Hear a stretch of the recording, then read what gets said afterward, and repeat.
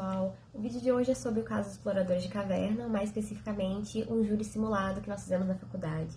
Eu tive a grande honra de ser advogada de defesa junto da minha colega e nós defendemos os 4 réus que tem no livro. Para você que não sabe o que é um júri simulado, é quando a faculdade, mais especificamente a turma de direito penal, pega um caso de alta relevância, um livro, e transforma isso em uma sessão de júri para poder ser julgado perante os jurados, a sociedade e com a ajuda dos advogados de defesa e os promotores de acusação. No meu caso, eu e a minha colega, nós fomos advogados de defesa e nós fomos contra os nossos 2 colegas que foram os promotores de acusação. Foi muito legal, foi uma grande honra trabalhar com os meus colegas dessa forma. Eu, que sou entusiasta do direito penal, fiquei muito feliz de poder fazer essa atividade, participar, estar lá na parte de pesquisa, de elaboração das teses de argumentos para defesa, para acusar. Foi muito divertido, a gente se divertiu muito, riu horrores. E eu vou deixar vocês com o vídeo para vocês acompanharem como foi. Tá separado em clipes intercalados, então vocês vão ver primeiro a acusação, depois a defesa, passa um tempo, a acusação fala novamente, depois a defesa e aí tem as considerações finais. Creio que no final não vai aparecer porque não gravamos, mas nesse caso a acusação ganhou de 4 votos a 3. Não vou deixar vocês na curiosidade. Bem, fiquem com o vídeo e se você gostou do que você viu, você tem algum comentário para falar, quer que eu traga mais assuntos, tanto aqui quanto no Instagram, fica à vontade, vou adorar receber seu comentário. Sejam muito bem-vindos e fiquem com o vídeo. Valeu! No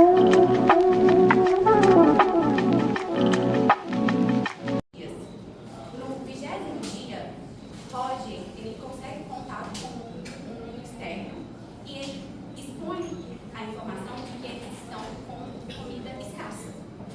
No 23º dia, Roger foi brutalmente assassinado pelos seus colegas de confinamento. Eu levanto esses fatos nos fazem ter uma série de questionamentos. 3 dias, que foi o tempo de diferença entre o contato com o ministério e a data do assassinato, seriam suficientes para se instaurar um estado de necessidade na qual aqueles outros indivíduos seriam submetidos de forma necessária a matar alguém para garantir a sua sobrevivência? Nos digo que não. Por quê? Segundo fatos e estudos realizados pela endocrinologista Rosana Rodovinsky, aponta que, a partir do 20º dia de jejum, o corpo humano passa a produzir cetona em liberados níveis de gordura que fazem com que a fome seja inibida. Devo lembrar que eles não ficaram 20 dias em jejum. E mesmo se caso fosse, não seria necessário matar o seu colega para garantir a sua sobrevivência. De acordo com a lei, para se instaurar o estado de necessidade, não pode-se exigir conduta adversa, ou seja, a conduta praticada só poderia ser aquela e mais nenhuma outra. Eu posso dar para os senhores 3 exemplos de condutas que poderiam ter sido realizadas por eles. Eles poderiam ter esperado mais 7 dias, como foi sugerido por Roger. Eles poderiam também ter esperado que a ajuda chegasse, uma vez que já tinha sido contatado e eles sabiam que tinha uma equipe mobilizada para garantir que eles sobrevivessem. Ou, em caso de extrema necessidade, eles poderiam também ter esperado que um deles morressem de forma naturalmente para que os outros possam se alimentar, já que eles teriam tanta certeza que eles não sobreviveriam. Por que não esperar? E isso não são fatos inventados. A gente tira isso da teoria de Darwin. Ele fala que os mais fortes sobrevivem.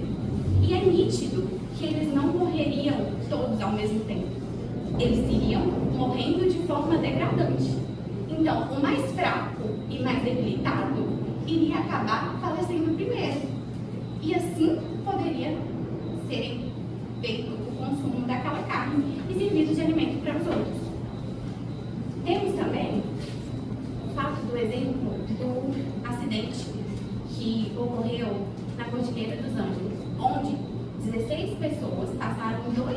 2 meses, sobrevivendo, se alimentando da carne dos outros tripulantes.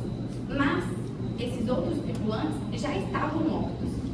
Então, nós conseguimos ver nitidamente que aqueles sobreviventes prezaram pelo bem da vida e pelo valor da vida humana, que é constitucionalmente postulado no artigo 5º, onde fala que a vida humana é um bem inalienável. Já os réus não levaram em consideração a vida do outro. Eles agiram de forma premeditada e precipitada por medo de morrer.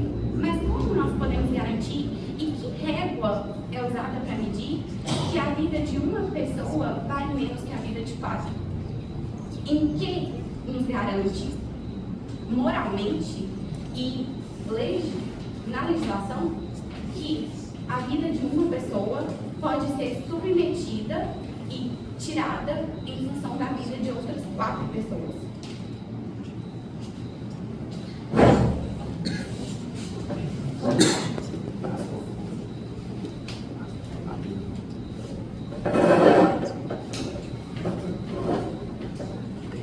Excelentíssimo juiz, os ilustres membros do júri e aos prezados colegas presentes, como a minha colega disse anteriormente, estamos diante de um caso que desafia a nossa humanidade, porém ele deve ser julgado com razão, não com emoção. Foram 5 homens presos em uma caverna, enfrentando medo e desespero em situação extrema. Porém, seus princípios precisam se manter firmes. O que houve foi um homicídio premeditado. No caso qualificado, foi 4 homens contra 1. Roger foi morto de forma brutal. E foi morto depois de recusar um sorteio que ele mesmo propôs, porém antes mesmo de ser jogado os dados, muito antes de ser jogado os dados, ele recusou que fosse à frente desse sorteio. Ele pediu tempo, pediu 1 semana, para que eles pudessem esperar 1 semana, e mesmo assim seus colegas quiseram jogar os dados. Não foi um acidente, não foi impulso, foi decisão fria e calculada. Foi homicídio, foi covarde. Vale ressaltar que a única versão que nós temos é a versão dos réus. Quem garante que, por questão de perseguição, nós sabemos que Roger ele foi o líder dos exploradores. Então, talvez por algum motivo de vingança, quem garante que eles não quiseram matar Roger, e foi sabendo que ele teria colocado ele na situação. Como eu disse, é a única versão que nós temos a ver. Quem garante que ele também não tentou saber arrumar outra forma, né? O artigo 5º da Constituição, ele fala que, né, todas as vidas são realmente valiosas, e nesse caso aí, por esse método, por essa lei, não aplica o estado de necessidade. Ele também, o estado de necessidade, ele só pode isentar quando o bem jurídico salvo é superior ao sacrificado. Então, todas as vidas nesse caso são valiosas. Teve a comunicação, como foi dito anteriormente, no 20º dia, e a estimativa dessa comunicação no 20º dia era que aproximadamente 10 dias eles seriam resgatados por um resgate. A medicina, ela, como foi dito também anteriormente, o ser humano ele pode sobreviver sem alimentação de 40 a 60 dias. Portanto, não havia risco emitente e inevitável. Havia escolhas e eles escolheram matar. Foi egoísmo mascarado de desespero. Antes que fossem jogados os dados, né, Roger demonstrou ser contra a sua ideia dada anteriormente, e, como ele disse, ele queria esperar mais 1 semana, e vale ressaltar que não foi Roger que jogou os dados. Ele se recusou até mesmo a jogar os dados. Quem jogou os dados por ele foi o que diz nos autos, né, foi que um dos seus colegas jogaram os dados por ele. Então, ele, mesmo que ele tivesse aceitado sem voto, que eu acho muito difícil, ninguém vai ele deixaria muito mesmo alguém tomar a decisão se ele viveria ou morreria um jogo de dados, no qual nem ele mesmo jogou. Né? Ainda que Roger tivesse aceitado esse sorteio, que no caso não ocorreu, a lei não admite a renúncia válida à própria vida, tendo aí em vista que a eutanásia é crime, o pacto suicida também seria crime, o canibalismo, obviamente, é crime também. Larissa Ataque a vida não é mercadoria, muito menos uma moeda de troca, muito menos também uma ficha de um jogo mortal, como foi nesse caso. Não se sorteia quem vive e quem morre, e não se julga a vida com dados na mão e fome no estômago. Deixar aqui a bola. Vale ressaltar que peço a condenação dos réus por homicídio qualificado de Roger no Edmore. Como diz o artigo 121 do Código Penal, ele é objetivo, nesse quesito, matar alguém perante reclusão de 6 a 20 anos. No parágrafo 2º, inciso 1º, se o homicídio é cometido por motivo torpe ou crueldade, que foi nesse caso uma crueldade tremenda, provavelmente foi matado a pedrada, o que houve foi homicídio qualificado, motivado pela conveniência e pela sobrevivência egoísta. Não houve legítima defesa, não houve inevitabilidade, o que houve mesmo foi frieza e a maldade.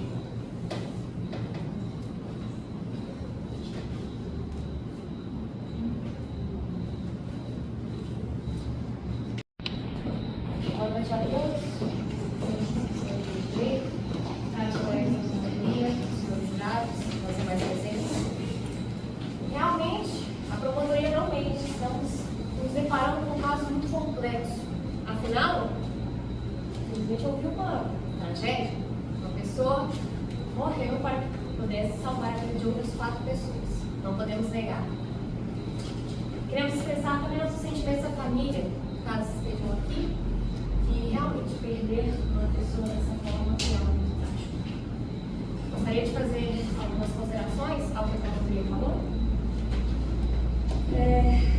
Primeiro ponto, a crueldade e a brutalidade da morte da vítima, eu acho que não pode ser atestada aos autos, o que me impacta muito que os senhores tenham trazido com uma certa convicção que a vítima pode ter sido assassinada de modo frio.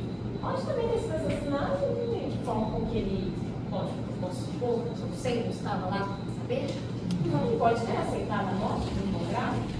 Não consta os autos alguma prova de como ele foi assassinado. Em questão dos dados, senhores, o próprio Roger, após consultar os médicos e as outras autoridades competentes, principalmente o médico, prestem atenção, foi ressalvado a ele: caso consumissem carne humana, sobreviveriam mais alguns dias para que pudessem ser resgatados? A resposta foi que sim. E após alguns problemas, algumas tecnicalidades com o rádio, ele perguntou novamente: temos alguma outra saída? Vocês podem nos opinar alguma coisa? E foi encontrado com negligência. Não houve nenhuma ajuda da parte de fora, sendo o último resultado em que a vítima teve que propor um jogo de dados. Sim, é um método um pouco não convencional, como os próprios promotores disseram, de se resolver alguma situação, mas foi a única forma que eles acharam as coisas. E eles dão um ponto muito importante a ser analisado. Certamente a vítima teve um pouco de recuo a ser questionada a questão dos dados. Ele quis recusar aquilo. Mas também nós todos não recusaríamos. Em frente a uma situação de medo, de insegurança, ele também não enfrentaria, estou com um pouco de medo, mas assim fez. Um outro colega pediu que jogasse os dados e ele aceitou o resultado. Foi perguntado se ele quis jogar os dados novamente e, pasmem, senhores, ele disse que não. Aceitou o resultado do dado como estava. Outro ponto que trago às nossas excelências, aos senhores presentes, é que a promotoria, não feliz em condenar os réus ao homicídio qualificado, que é totalmente um absurdo de pena, gostaria também de propor que os réus estariam cometendo ocupação ou destruição de cadáver, ou até vilipêndio, nos artigos 211 e 212 do Código Penal, não felizes em atribuir aos réus uma pena enorme, que pode ir de 6 até 30 anos, dependendo de como será analisado, gostariam de adicionar ainda mais outras penas ao processo? Isso é algo muito interessante de ser observado.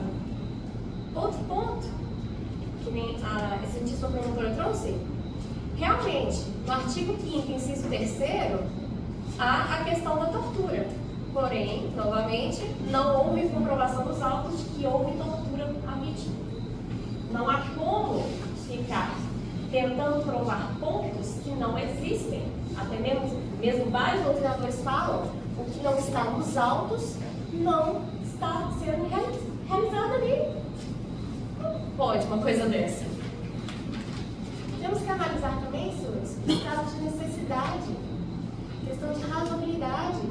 Não havia outro meio. Os senhores não acham, excelentíssimos jurados, os senhores não acham que se tivesse outra forma, eles não escolheriam? O canibalismo é uma coisa horrível para o ser humano. Tantos e tantos estudos contradizendo, dizendo que não é apropriado, a mente do ser humano não é capaz de suportar. Os senhores não acham que, caso eles soubessem desse ponto, eles não teriam escolhido outra coisa? A questão de escassez, lá no começo dos autos, pode ser constatado na descrição dos réus, os alimentos já estavam escassos, não ia ter como eles aguentarem mais dias. Eles eram amadores, não tem como você tentar atribuir pensamentos frios e calculistas a membros amadores de uma associação de pneumologia, senhores. Sinceramente, eles eram amadores, não saberiam o que poderia acontecer, as probabilidades, não trouxeram mantimentos sem provisão suficientes. Não sei vocês, mas isso não nos parece ato de uma pessoa fria e calculista, prestes a cometer um assassinato brutal? Isso parece apenas um infortúnio, uma tristeza. Realmente, hoje teve que ser, infelizmente, sacrificado. Nós todos concordavam com isso. Lógico, nós vamos atribuir isso a um contrato, porque seria um contrato totalmente inválido, envolver a vida de uma pessoa, mas foi um acordo. Foi algo que foi feito. Os exploradores, eles estavam numa situação deplorável. Eu não acabei. Isso, provavelmente, sem dúvida. Imagina, houve um experimento em Minnesota, nos Estados Unidos, em que colocaram 36 homens saudáveis e diminuíram a quantidade de comida, reduziram a quase nada. Eles queriam colocar eles numa situação de guerra, como se não tivesse nada. Isso causou efeitos psicológicos que foram extremamente marcantes. Posso citar aqui: obsessão por comida, dificuldades cognitivas, irritabilidade, ansiedade, depressão, mudanças de personalidade e comportamentos estranhos. E a recuperação,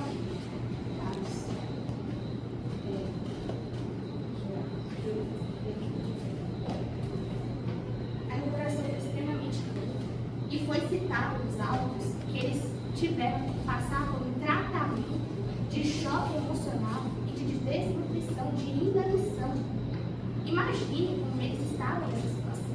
É difícil nós aqui dizermos, devia ter feito diferente. Ora, mas como se não tivemos lá para isso?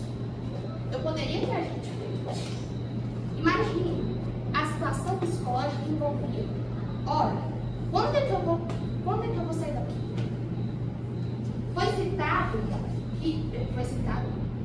Foi mostrado pelas pessoas que estavam na missão de salvamento que eles sairiam de lá em 10 dias, se não ocorresse mais deslizamentos. Vejamos, nos autos foi comprovado que eles saíram 2 12 dias. Ou seja, a incerteza em. Ora, energia será que eles não tinham argumentos científicos, não tinham provas de que estavam. Como? Não há nada. Eles podem ter pensado em suas famílias, seus filhos, suas esposas e avós. E há provas científicas de que um corpo não suporta tudo. E o que ela vai explicar agora mais parte. Senhores, igual a minha excelentíssima colega explicou, esse caso, o experimento de Minnesota, apenas é uma comprovação do que a ACTA-MSN, período de escola de medicina Souza Marques, edição 11 de novembro de 2024, traz para nós um artigo de inanição.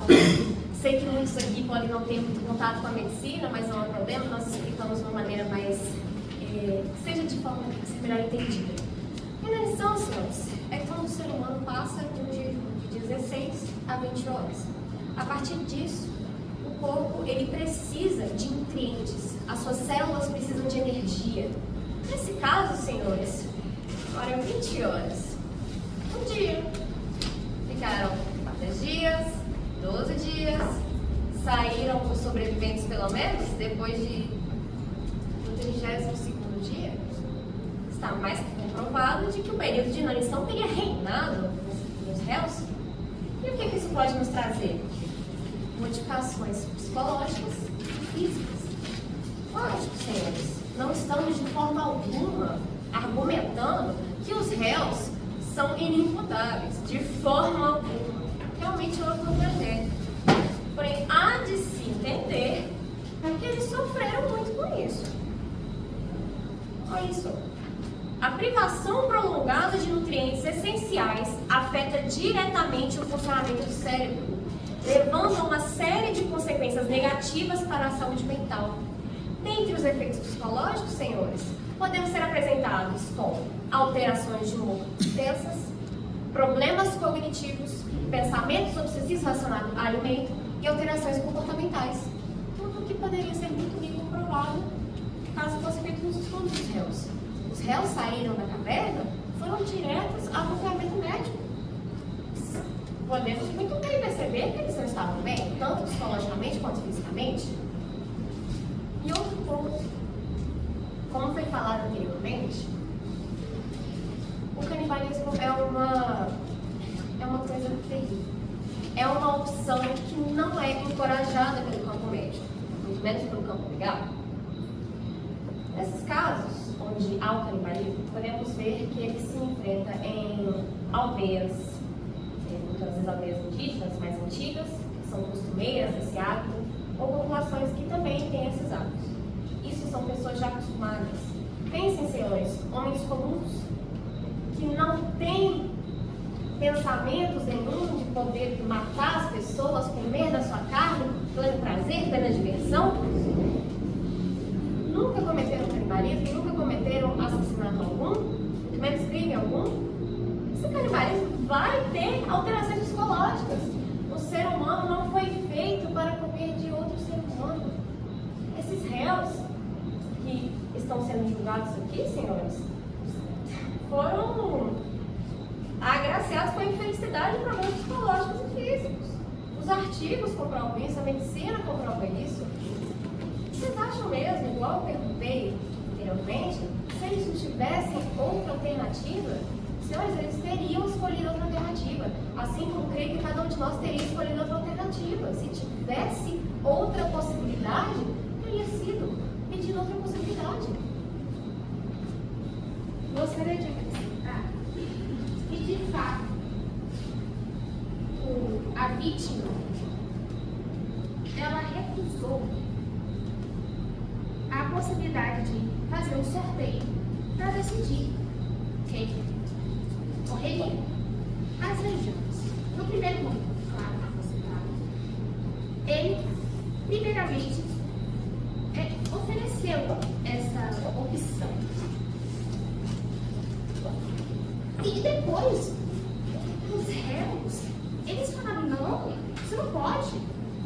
Mas, depois, houve eles.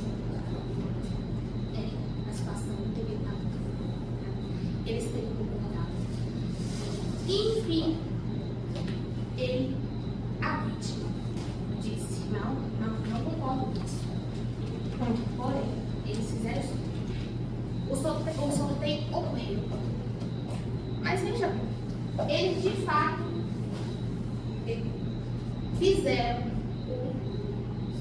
jogaram um dado pela vítima. Mas veja bem, nos autos conta que a vítima não quis ter outra oportunidade. Ela foi questionada. Você queria jogar de novo? Você quer tentar de novo? Não. Deixa assim. Pense. Como poderia ter sido difícil? Matar uma. Não. Eles sofreram, meus filhos. Imagina. Eles sofreram.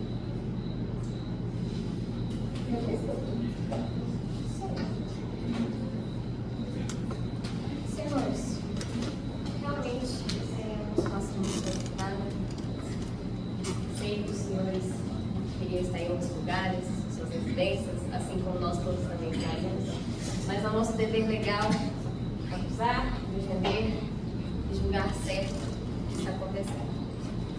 Perante todas essas coisas que podemos demonstrar, com os autos que o promotoria trouxe, nós pedimos que os réus sejam absolvidos.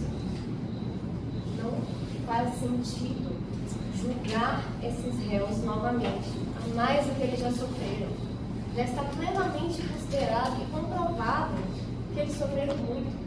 Há realmente a necessidade de puni-los novamente, tanto que eles já sofreram?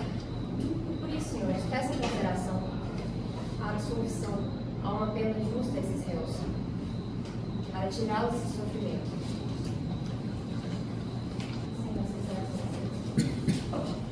A fala da advogada de defesa dá a entender uma relativização do assassinato da vítima.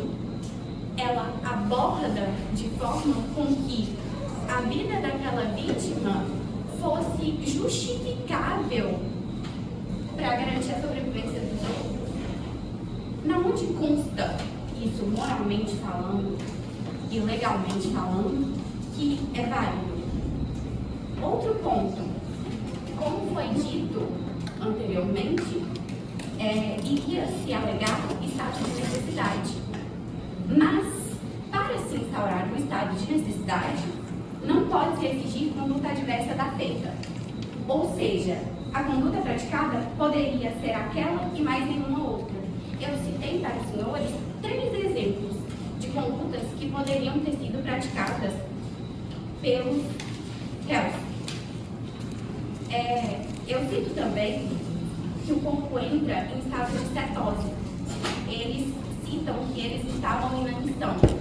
Segundo pesquisas feitas, a cetose é o mecanismo do corpo para produzir energia, queimando a gordura armazenada em vez de carboidratos.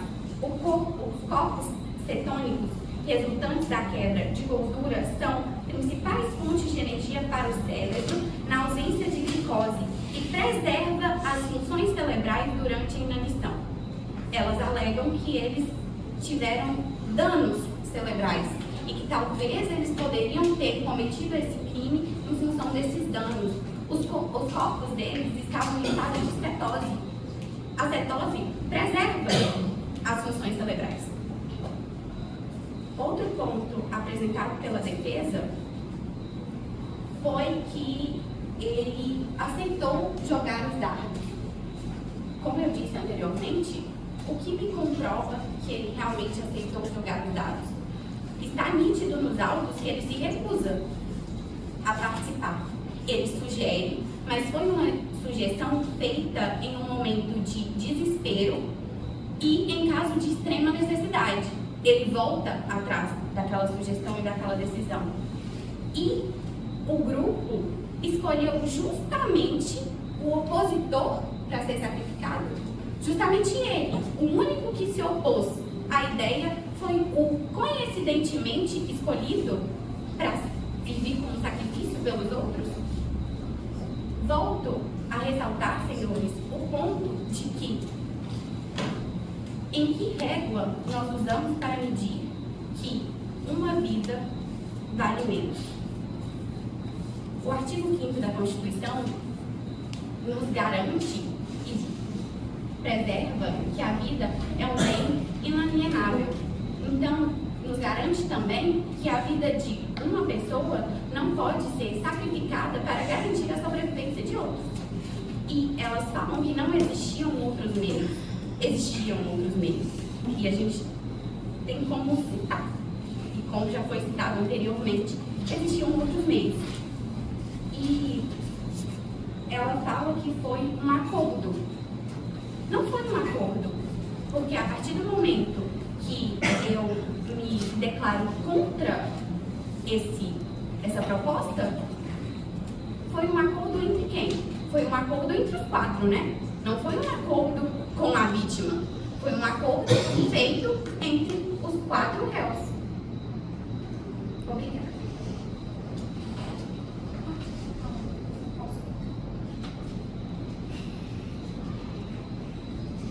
Eu citei como exemplo o caso do acidente de avião que ocorreu na Cordilheira dos Andes, que eles precisaram se alimentar dos outros tripulantes que já haviam morrido.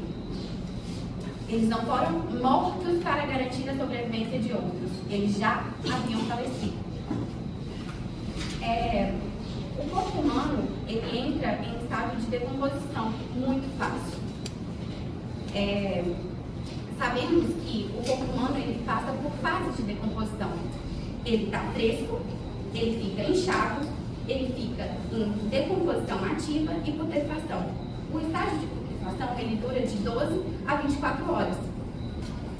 Eles teriam que ter consumido a carne da vítima em um período de 24 horas, no máximo. E o que a gente sabe que é humanamente impossível e improvável que isso acontecesse.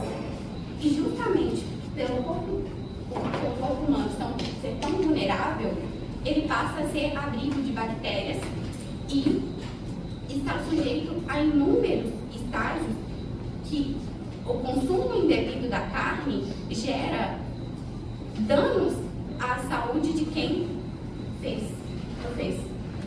E isso é uma coisa cientificamente comprovada. Os réus poderiam não ter sobrevivido por ter consumido a carne humana.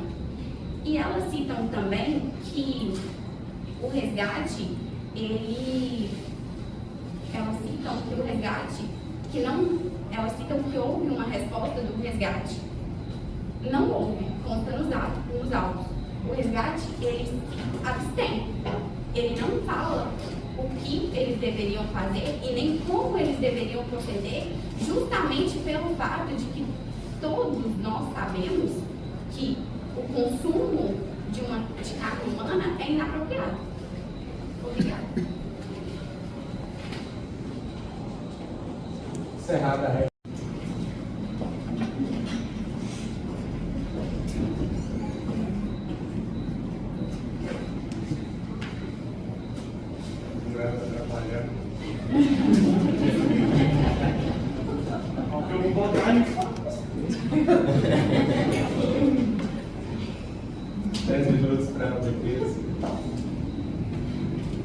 Reiteramos nossos cumprimentos contra o feito.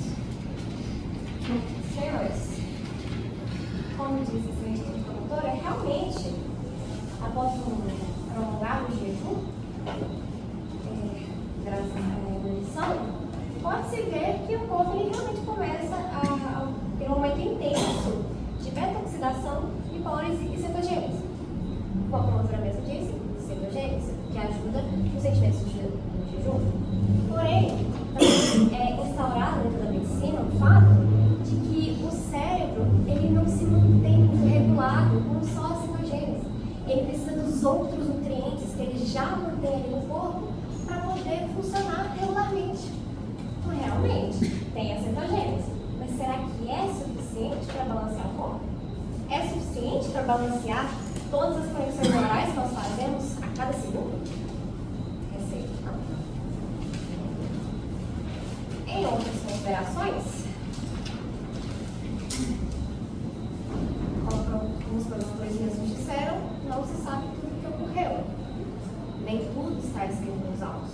E mesmo assim, a promotoria insiste diversas vezes em verificar fatos que não ocorreram nos autos. Não se sabe como a vítima foi assassinada. Realmente, temos ali os relatos dos réus, de como as coisas poderiam ter acontecido. Isso nós concordamos com a promotoria. Não tem como saber se isso é verdade.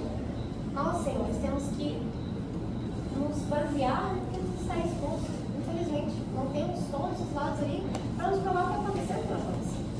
Nós podemos nos basear muito no que sabemos. Isso é um fato. A questão da lei, que os pode ou não pode ser feito, estamos esquecendo de um direito muito importante aos que já estudaram os caminhos do justnaturalismo, do justpositivismo, o direito natural, senhores. Aquela lei da sobrevivência que nasce com toda a sociedade. Não sei os senhores, mas não creio que nenhum dos réus abriu um vadimeco dentro da caverna e pensou: irei cometer este crime, é menos penoso para mim. Mostra que não, senhores. Um estado de necessidade, senhores, um estado de desespero.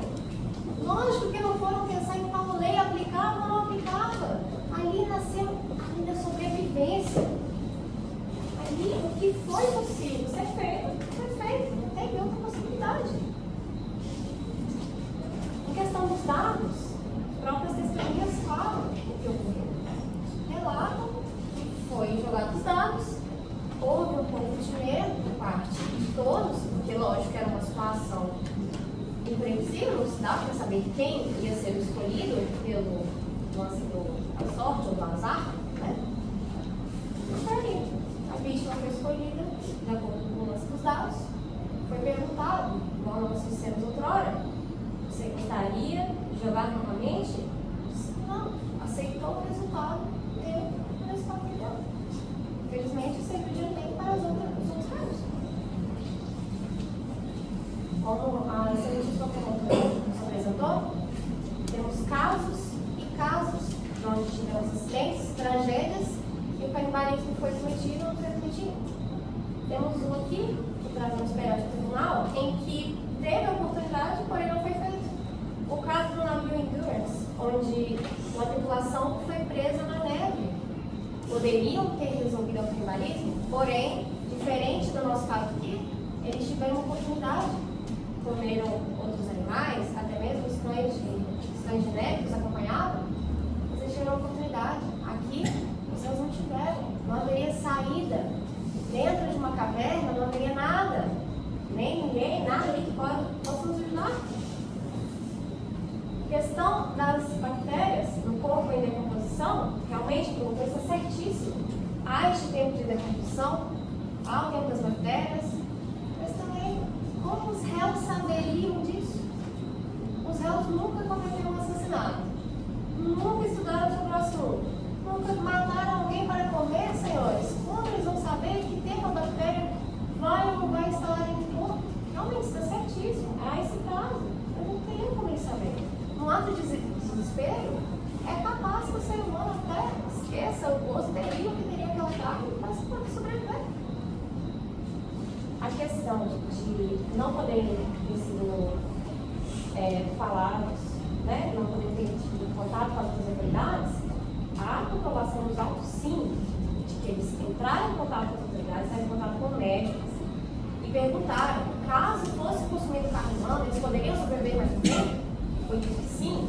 Após um tempo, foi tentado contato novamente, perguntaram se poderiam fazer isso, perguntaram até outras autoridades, o conhecedor da lei, o conhecedor religioso e o conhecedor médico, se poderia ser feito aquilo, se tinha outra oportunidade. Só que esperam de responder. Não deram uma certeza, não deram nada aos réus. Realmente, senhores. Este caso é muito complicado. Eu peço aos senhores jurados que pensem no momento como aqueles réus dentro da caverna. Os atos de desespero, os pensamentos já estão muito bem selecionados. Ali no escuro, frio, com fome, não tinha outra oportunidade, nada a ser feito. Senhores, nós nós estamos pedindo a absolvição desses réus. E caso não seja possível a absolvição, uma pena justa, pois sofrer a mais do que esses réus já sofreram nessa longa trajetória é algo humano, é algo que não pode ser feito, teoricamente quebrando o princípio da equilíbrio. Vamos atribuir novamente uma pena para que esses réus que sofreram tanto neste processo.